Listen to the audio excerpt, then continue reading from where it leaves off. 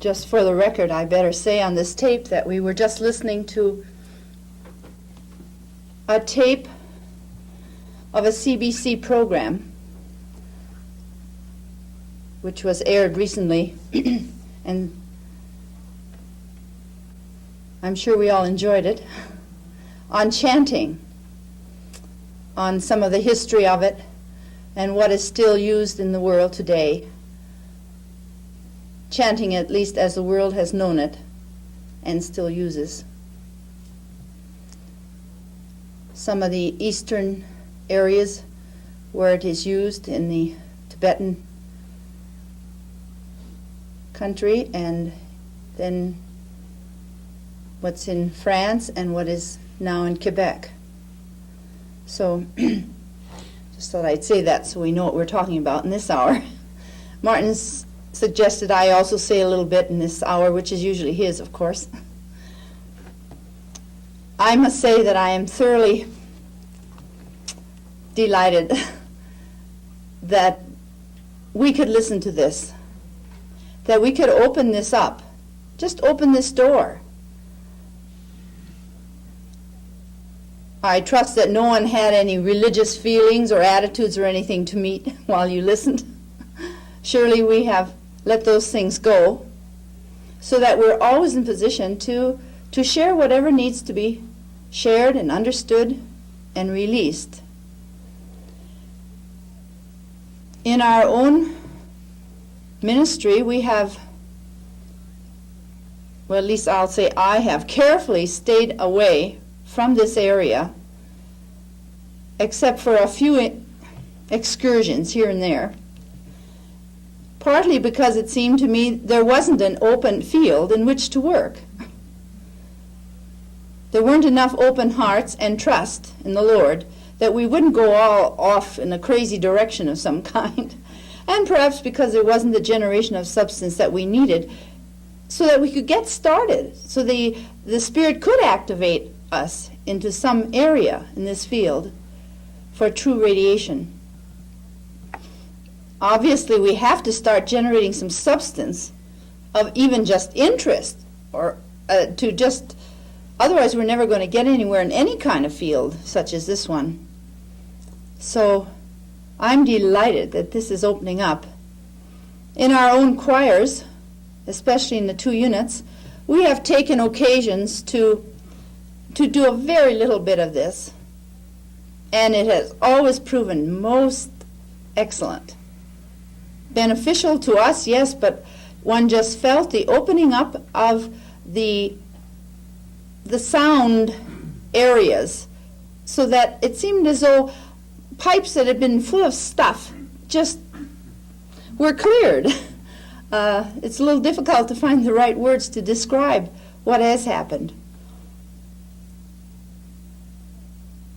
I know that even without using the word chanting or trying to do something of this nature, through our choirs we have found that there has been the excitement, the charging happening in and through ourselves sometimes.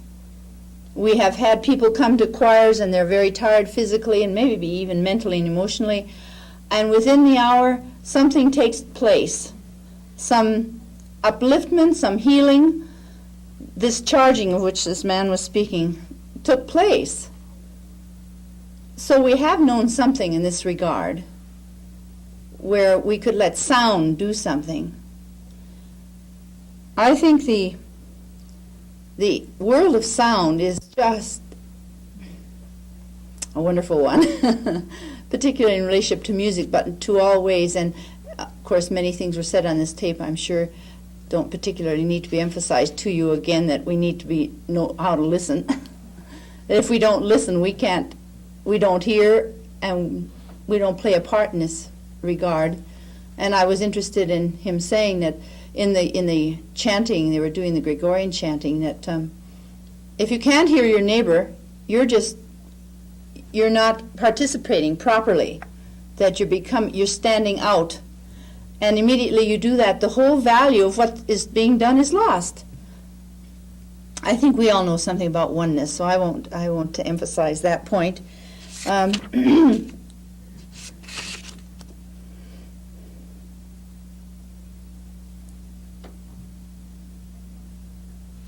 I found it very interesting that they brought to focus the fact that the high frequencies of sound are the ones that have been found to relieve the fatigue and the tiredness.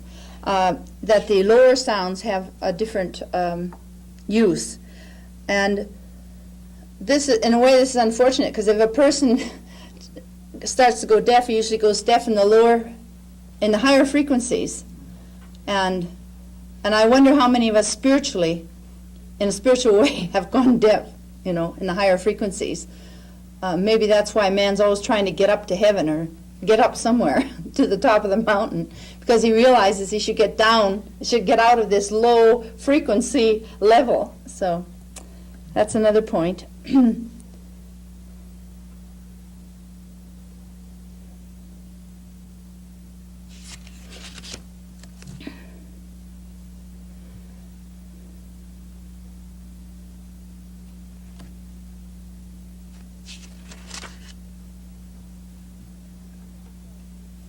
The fact that the ear, he said, gives about 60% of the tonus of the body. That's their opinion. I don't know. I suppose this is all backed up with scientific data. I'm not sure, but I think that's true. Actually, when I think of my own experiences through the years, that when one has turned a deaf ear to something, or in a musical sense, when there is an inability to hear proper sounds and to then sound them yourself, there tends to be a laziness at least present, but there's well, I notice in choir people, I have to go back to this as our example, that there are often people who are not there with you, who are there. You can just see their minds floating away somewhere else, or they're sitting emotionally disturbed before you in the choir, and obviously they just don't have the zip and the tone and the what's necessary in that moment to give forth. They're just not. We say with it. That's a slang expression, but that's one of the points I feel. Obviously, we have not learned to listen properly on all levels. But I am very delighted this morning that this has come up, because I do feel that the world of sound is a great avenue for the Lord's radiation. And we can all properly do something in this regard. We don't all have to be choir members or or particularly participate in perhaps some chanting groups, for which I've longed for many years. I'm all ready to go if anybody else is.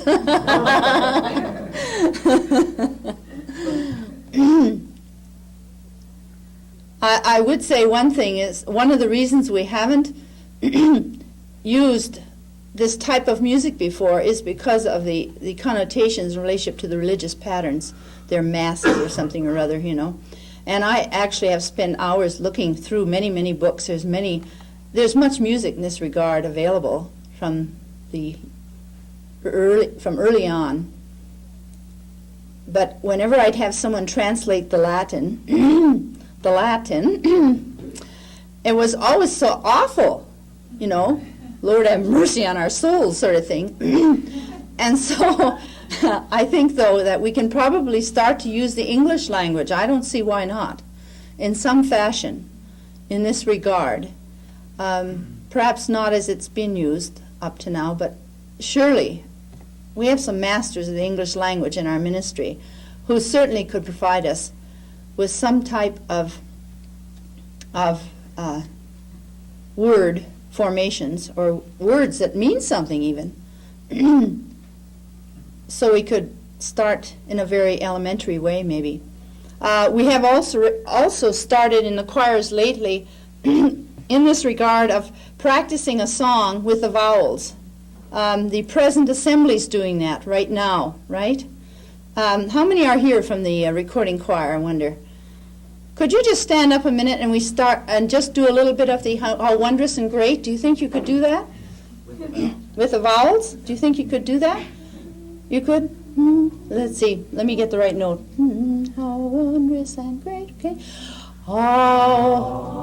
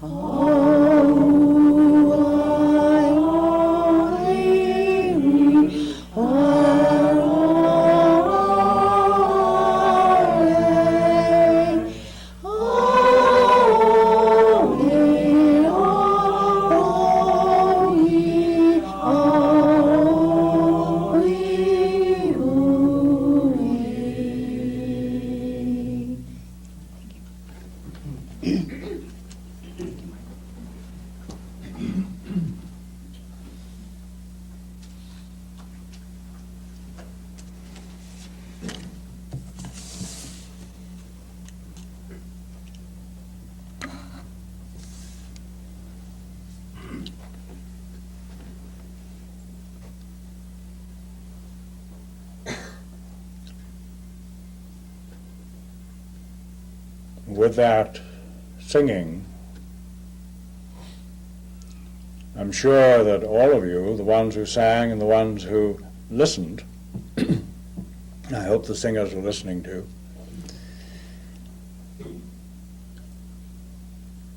all of you are very much aware of a sense of blessing by reason of the sound. I suppose it could be said that what was done was of an elementary nature, but it conveys the assurance that there is something of great value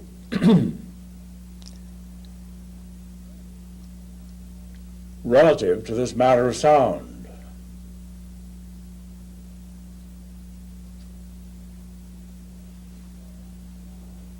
First of all, there is the matter of listening. Perhaps we have been aware of this more particularly when we speak of the Word. You have to listen to hear the Word. One of the primary requirements in our training has been to learn to listen. I suppose it could be said that one of the primary areas of failure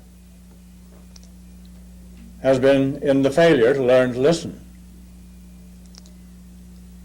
If, as is apparent,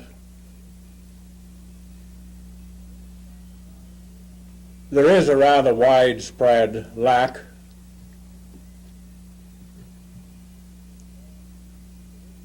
of awareness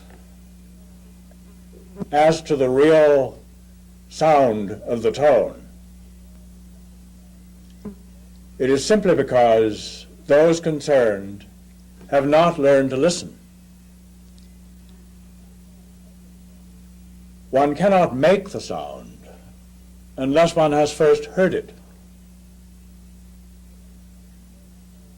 So listening is the first area of education in any level of schooling.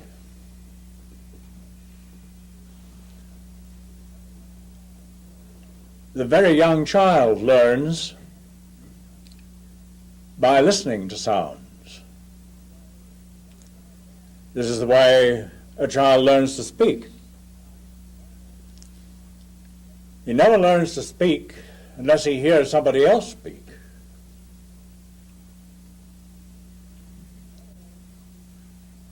He never learns to speak accurately unless he learns to listen accurately. And so the training in this matter of listening is primary.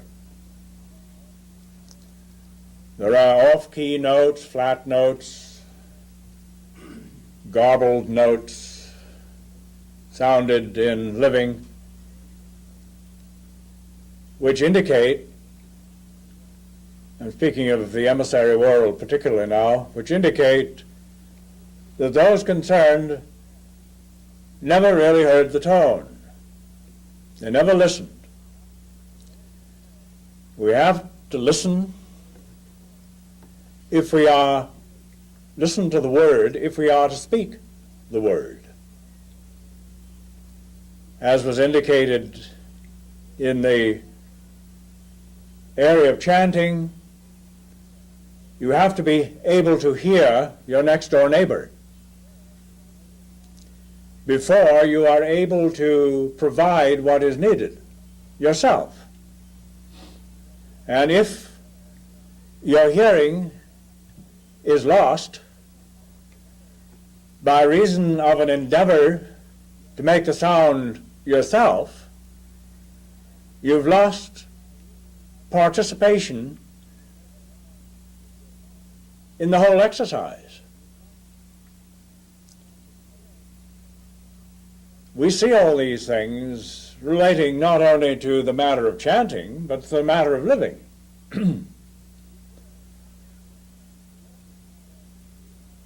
Most people in this human world avoid listening at all costs. And there is a lot of chatter, as we've noted, making sounds, mostly meaningless sounds. This is sometimes erroneously called conversation. What it usually is one person sounding off. All he hears is the sound of his own voice. He's unaware of anything that might be revealing of right sound from the standpoint of listening. He can't listen because he's making so much noise. There are those who sometimes have complained that my somewhat slow delivery at times. Why do you think that is so? Because I need to listen. Anyone needs to listen if he is to make a fitting sound. If you have never learned to listen, you can't make a fitting sound.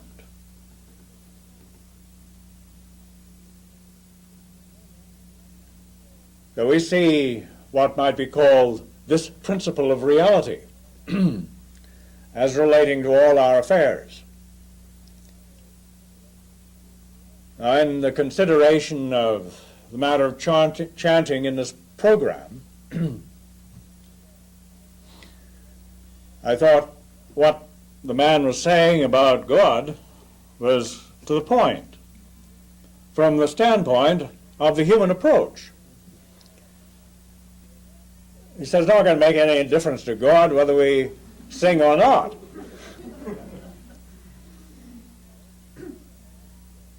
So, presumably, if that's the case, then we sing for ourselves.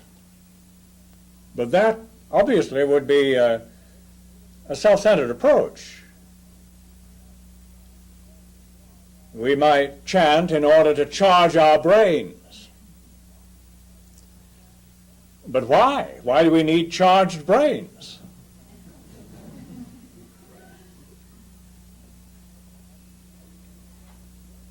As is usual with the human approach, it is with respect to the dimensional world. The indication was that we should listen to the universe, the sounds of the universe.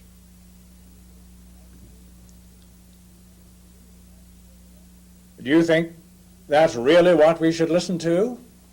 After all, that's simply the evidence of something that is happening. if there is a sound to the universe, there is no reason why we shouldn't hear what the universe is sounding, but we need to be aware of what it is that is activating that sound. And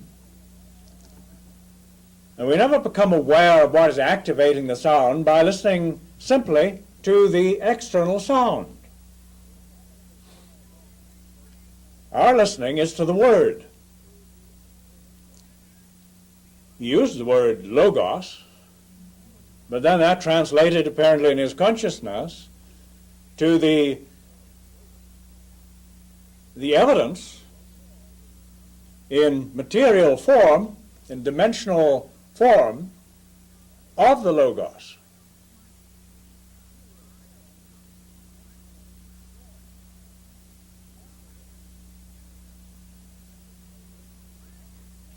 Obviously, this has not been sounding within the range of human experience. So there is a cacophony of noise, and not the true sounds of the universe insofar as human function is concerned.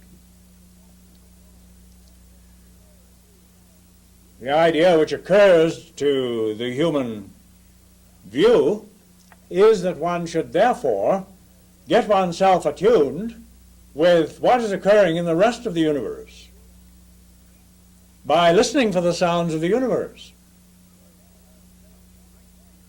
We are well aware that that is not the way by which we find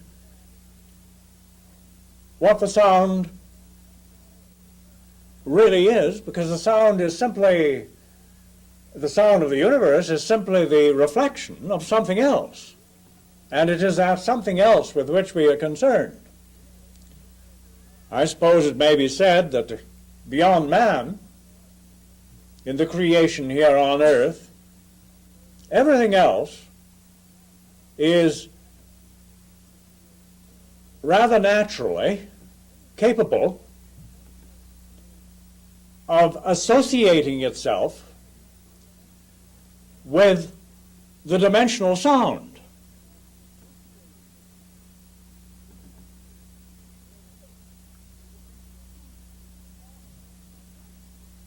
It is a part of that sound, in fact.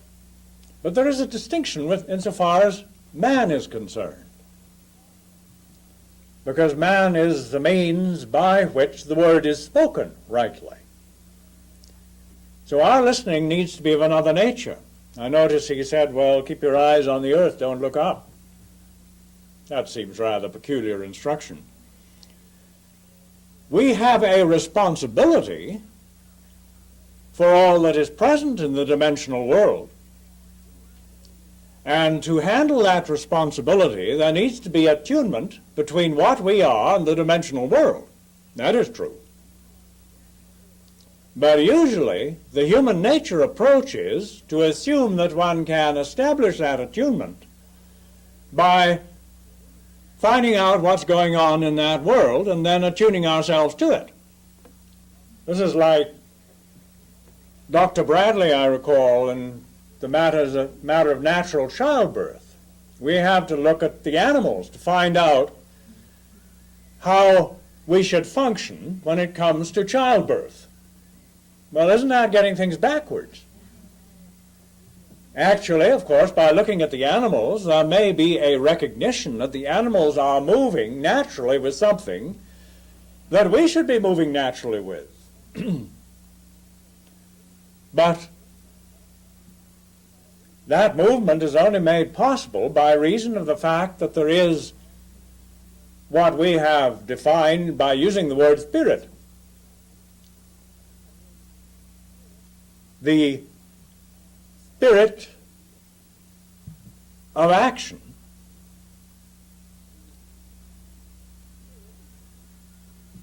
which produces the results of action. But if we merely look at the results of action and try to attune ourselves with that, we don't know from that what our action should be. We may discover marvelous things about the actions of other things, But we are no further ahead with respect to our own.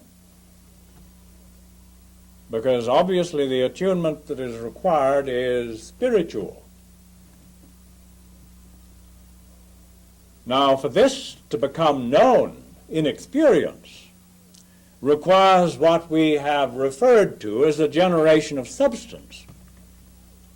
Now, we need to see the nature of the generation of substance that is required in order that there may be the ability to discern the word.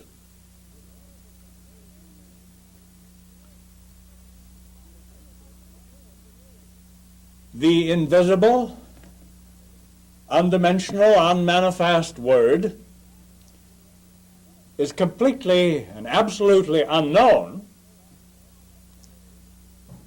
from the dimensional standpoint.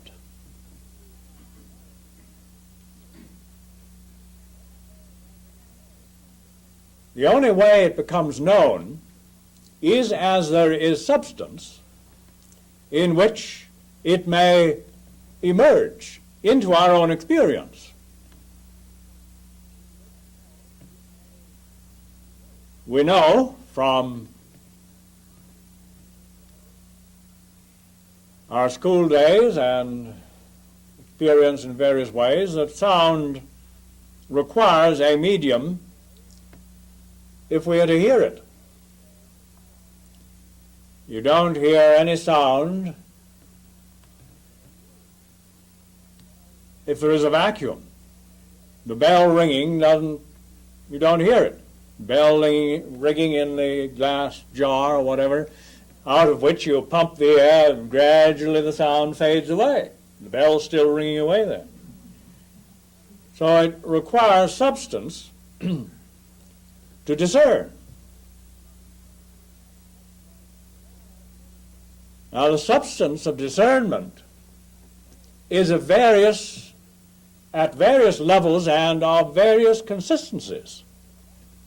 You can hear sound through solid, through bone, for instance, or through the earth. You can hear explosion through the earth. You can hear it through the air. You can hear it through water. And it's said that sound travels at different speed through the various mediums. These are more or less elementary mediums relative to what we, in the human sense, call sound. But there is something much more than what is humanly recognized as sound. This is clearly so from the standpoint of chanting, for instance. It brings into action something that isn't sound in the ordinary sense. It relates to sound, but it isn't sound. We realize that there are various levels, various dimensions, various planes, however they might be described,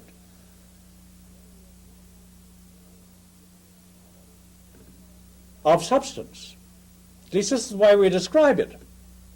We have to be recognizing, in using a word like substance, we're describing something that is not the word. We tend to think, well, if I use that word, I know what it means.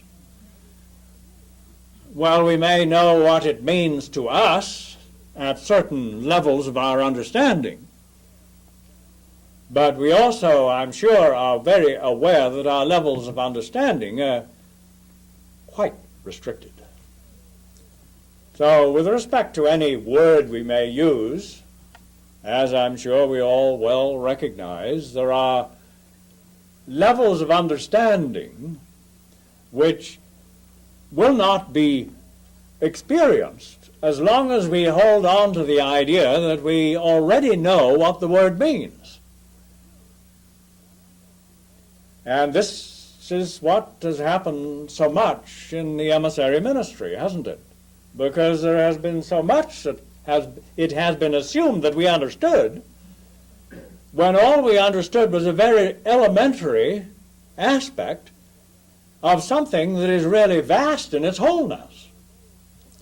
And we grab a hold of the thing that the elementary thing that we are able to grasp and tend to say, well, now I have it. Well, that's nonsense. That's just a little fraction which is inevitably distorted because it is only understood when it is seen in its wholeness. And if we extract anything out and on examination decide that we understand that, we are just fooling ourselves because it isn't something all by itself. It's only something when everything that belongs in the whole is present. So the usual human approach to understanding anything, which is getting it apart, is seen as reducing understanding rather than increasing it. It may seem to increase knowledge, and some people are fooled that knowledge means wisdom. It would seem rather that it's only when we begin to relinquish knowledge that we become wise. We begin to let far more come into the range of our awareness and experience than was there when we had restricted it to what we call knowledge. Knowledge is always a restrictive thing. We notice how departmentalized it becomes. In the educational system, for instance, and how many disciplines, so-called, there are, which never really mesh with any other. Occasionally someone shows up, maybe like Velikovsky, who starts to put the thing together, and this is a horror to everybody else, because it begins to show up how little anybody knows, in spite of all the knowledge. And there is an inclination to take one's own discipline as though it was one's own. This is my discipline. You go ahead with yours over there, but this is mine. What utter ignorance! Because no one can possess it anyway. And if you take it out of the whole, it loses any meaning. It has no meaning anymore. So most of the things that human beings study are rendered utterly meaningless by this method. So our concern is with the generation of substance, so that the wholeness, which is spirit, may have a facility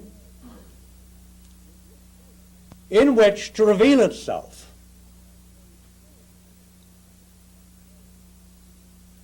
We certainly can't go to spirit and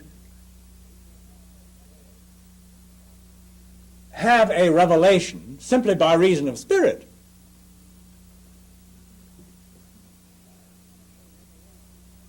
Presumably, if that could have been done, it would have been done long ago by so-called human ingenuity. No, the substance, the fitting substance, of the required quality and at the required level, all needs to be present if the wholeness of spirit is to become comprehensible in expression in the dimensional world. So the concern is with the generation of substance for the expression of spirit,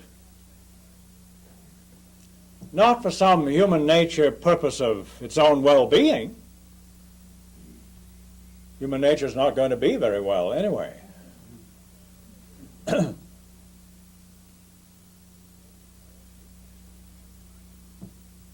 So if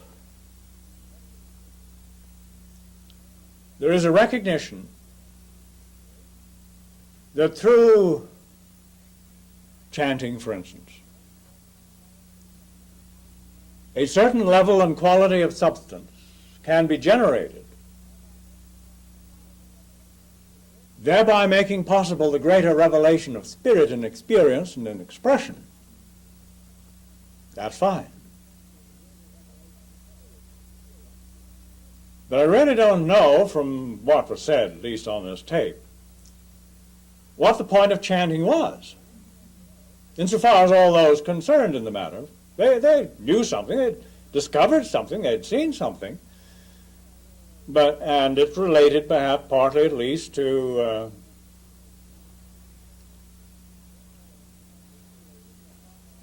the generation of the charging of the brain, as it was put. But as we have already considered, well, why? Why do we need a charged brain more than a discharged brain? From the human nature standpoint, there's no reason at all.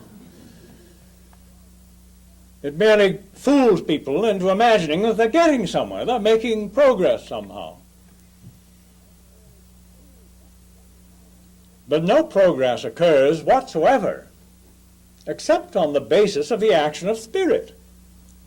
And spiritual action within the range of human experience is impossible without the substance through which it acts. So we are constantly concerned with the generation of that substance in various ways. But primarily, of course, in the totality of our living, the various departments in our living. But it's all part of our total living. And we generate substance on the basis of the fact that there is already substance. We have noted this from the standpoint of recreation or restoration. We don't have to start as though nothing had been done heretofore. Presumably there was a point back along the way somewhere where nothing had been done. But now it has been done. There is the substance here. There is all that is necessary right here. We don't have to start from scratch in that regard. If we had to start from scratch, we wouldn't be here, would we? There would be no basis for any human consciousness capable of experiencing the angelic consciousness, which is part of the means by which the creation takes place. So we have all this. The substance is here. So the generation of substance may be seen in various ways. We all have circumstances. We all have immediate environmental circumstances. Why do you think they're there? The way they are there, for each of us individually. Simply because in one way or another we generated them. These are of our generation. This is why it's so ridiculous to start judging them and blaming others for the fact that they are the way they are. If we begin to accept our true state, then we are responsible for all our generations. When we assume that responsibility,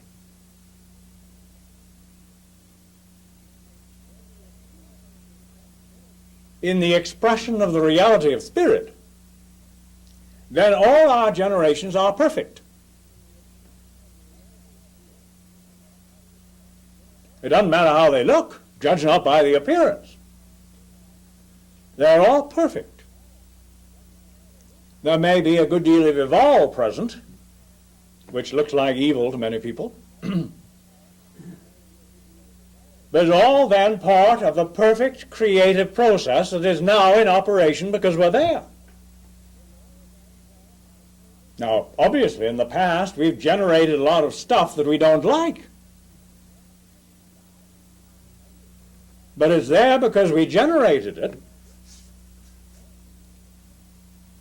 Of course, we don't stand alone in this. We have a world full of generators, generating the wrong kind of substance and of such a nature that it is only capable of accommodating the wrong kind of spirit.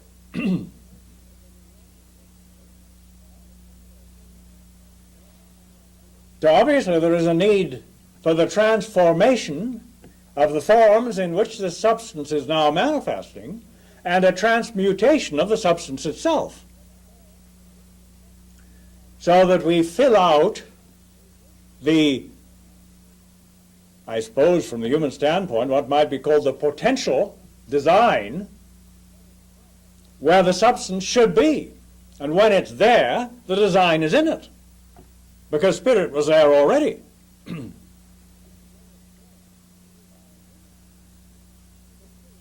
And we find then the union of substance and spirit in the forms which it should take.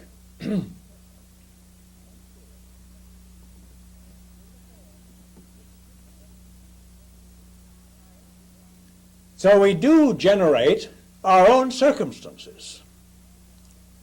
We need to begin to look at this absolutely from the standpoint of spirit. We dispassionately observe the circumstances as they are and recognize our responsibility in that generation. Now, the circumstances that we see, the material circumstances, as we would probably call them, are only a part of the picture. There's been other generation going on too, but not very much relative to the finer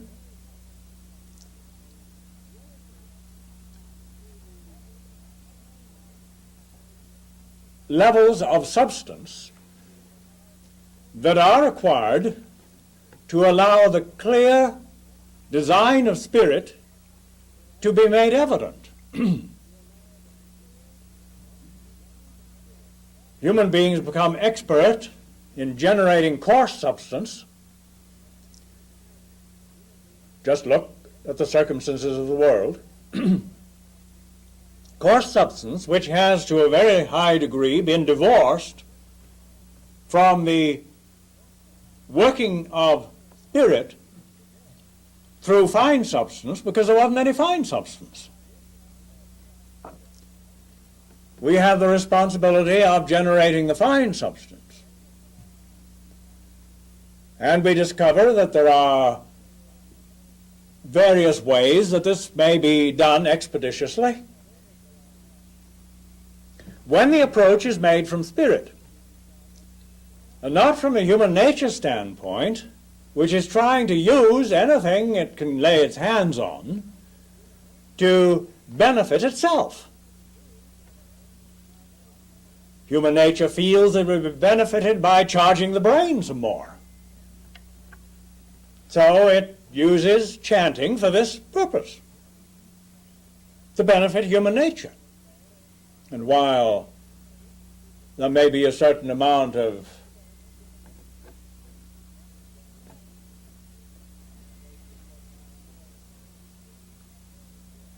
the idea that one is doing it to the glory of God, what does it mean? It's just an idea of human nature idea, isn't it?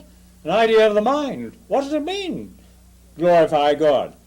It's just been said that it's going to make no difference to God whether we sing or not. So how is that going to glorify Him? Of course, this is all based in the human nature attitude which said God is here and man is here. we begin to see the union. That union becomes obvious because there is the generation of the substance which makes it possible, of experience.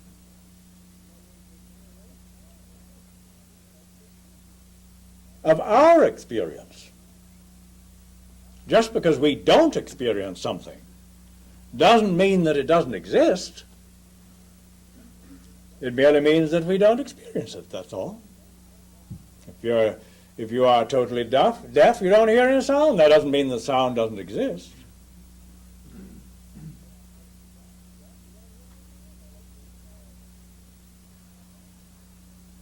So, chanting in the true sense, and this is not something that stands alone, that all we do is chant 6 or 8 hours a day, so there was nothing else.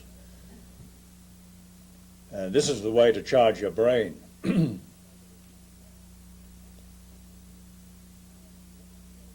Chanting can be used, as many things can be used, once spirit is on hand to use these things. Now you may say, well, which came first, the chicken or the egg?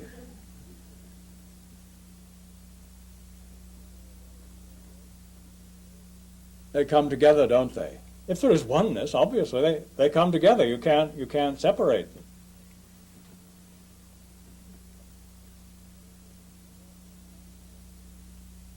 So we do share the responsibility of the generation of substance, as we well know. To let this happen,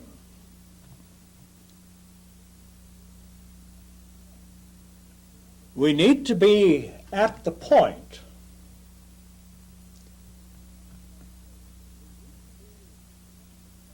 of the union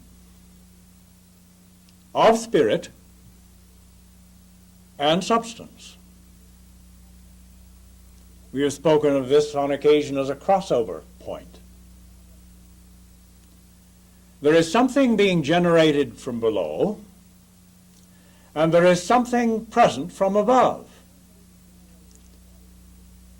There has always been what was present from above, but what has been generated from below has been inadequate. Something has been generated, obviously. We have a material world.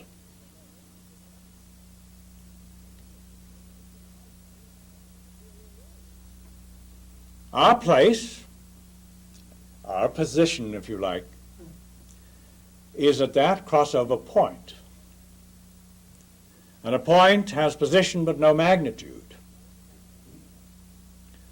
So this, amongst other things, would naturally deflate the human ego. It's nothing. It is a point, one might say, of stillness. We have noted this before. Be still and know. In quietness and confidence are my strength.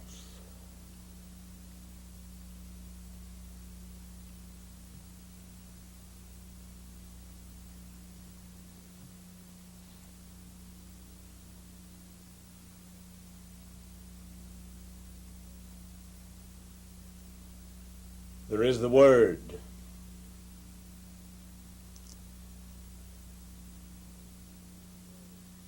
A reality.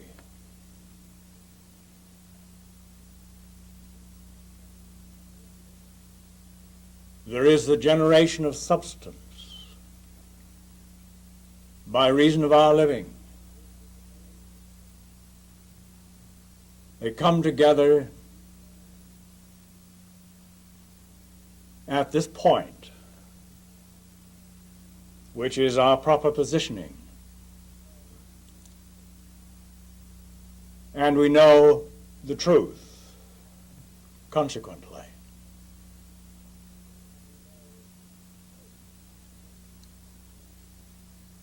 So that the activation of the Word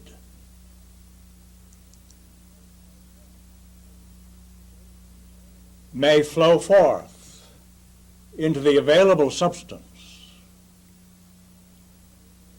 thereby generating in the returning cycle what is necessary to rise up in union, to ascend.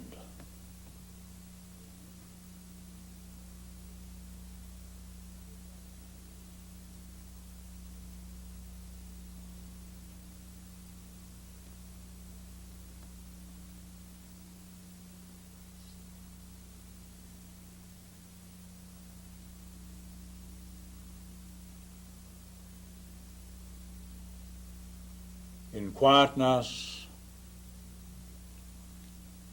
and in confidence is my strength. Here is strength, energy, power,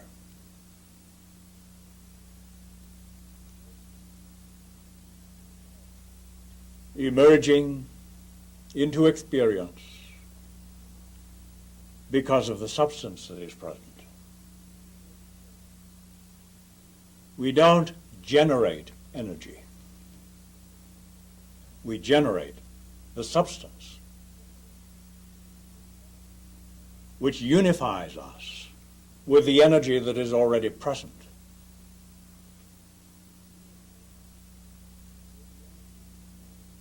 Then we are not separate from the energy. We do not anticipate that we are going to get the energy by raising our blood sugar level. That may conceivably be a part of the substance that is generated by which the energy is made known. But let us never imagine that any of these things are the energy. Energy does not need to be created. It does not need to be produced. It already is. As with every other aspect of spirit, all that needs to happen is for it to be made known. And it is made known by reason of the substance with which it naturally blends. Then the energy, which initially was undimensional, is found to be present, dimensionally speaking. The energy and the substance are one. Heaven and earth are one. We need to see the vast variety of substance that is required to encompass the extent of this power.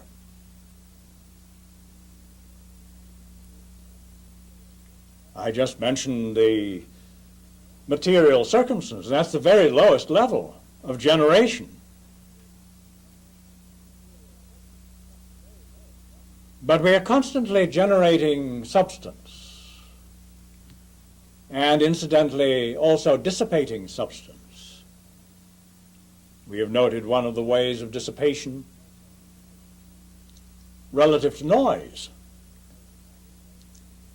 You will note that they have discovered, from what they said in this tape we heard,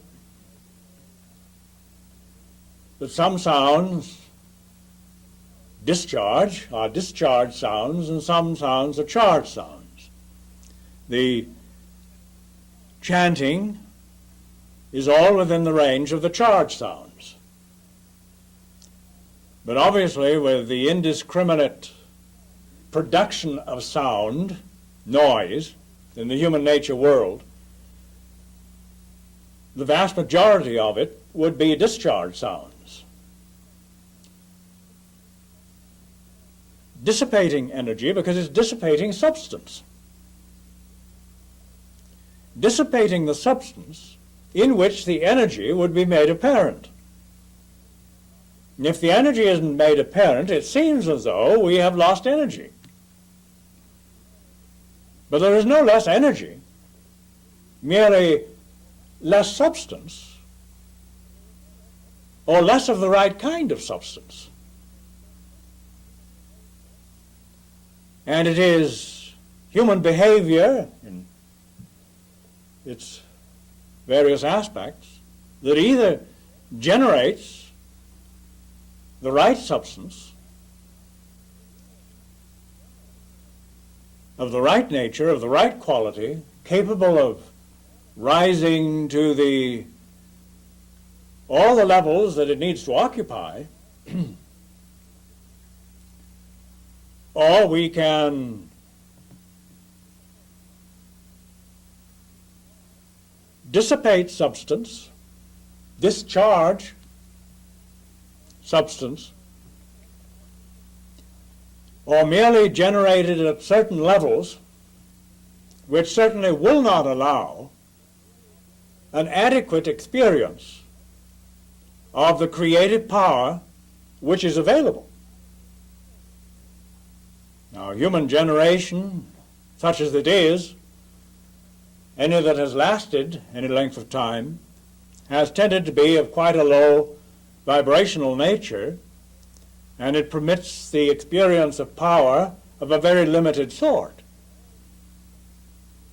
It's only when we have the whole of this substance at all levels that we discover the reality of power in balance. And here comes the matter of balance again. Balance, which evidently and obviously relates very much to the hearing mechanism. The cochlea, is it? Here is a physical form of manifestation which may transmit a sense of balance to the physical form, but there is balance at every level, not merely physical level. We wouldn't be very effective, certainly, if we were stumbling around physically unbalanced, as people sometimes do, for various reasons. But we need more balance than that. We need more substance than physical substance in physical forms. We need the substance at all of its levels and in the forms that it takes at those levels. When those forms are the design of spirit. It could be said that the physical form of man is originally designed in spirit. It's got out of whack considerably since then. But basically the design is present and capable of being regenerated. The last thing to be regenerated, incidentally, insofar as human experience is concerned. Because the power, the energy, comes down from God out of heaven, as it has been put. In other words, it emerges through the higher vibrational levels initially, and subsequently permeates all the other levels on the way out. The last one to be permeated is the flesh body. But the substance of the flesh was generated and incorporated into this particular form by reason of this energy. Obviously, nothing would happen if the fetus was dead, for instance. No further development. So the energy is present. We call it different things at different levels. But the energy was present, humanly speaking, and still is, but the substance has been inadequate. And so there could not be balance, real balance. We begin to find this balance as there is the generation of the higher levels of spiritual substance, so that the spirit at those levels may be incorporated into experience and expression on earth. Then the basics for balance begin to emerge. We don't really know what that balance is yet. We have some awareness that there is balance. We have some experience of our own individual balance to some degree, but you also have been aware of the human tendency for the yo-yo experience, as can be described. But I'm sure you're all sure that there is a state of balance. Well, you can't get to it. All you can do is to function in balance at this level, to this extent, so that when you feel yourself getting out of balance, you quickly reorient and come back into balance, so there may be the continual generation of the substance which will allow the experience of true balance, total balance, that your generations may all be perfect. That's what we are here to do, to generate all that is necessary to accommodate the Holy Spirit, the whole Spirit. The whole Spirit is not going to arbitrarily come swishing out with a great blast of wind when there is no facility, no capability of encompassing that. The substance simply isn't there. Well, the substance has to be there for Spirit to emerge. And to the extent that the substance is there, the Spirit does emerge. And there is the experience of design, of control, and of power. These three things are the most obvious aspects of the outpouring of the Spirit. Design, control, and power. Thine is the kingdom, the power, and the glory. We don't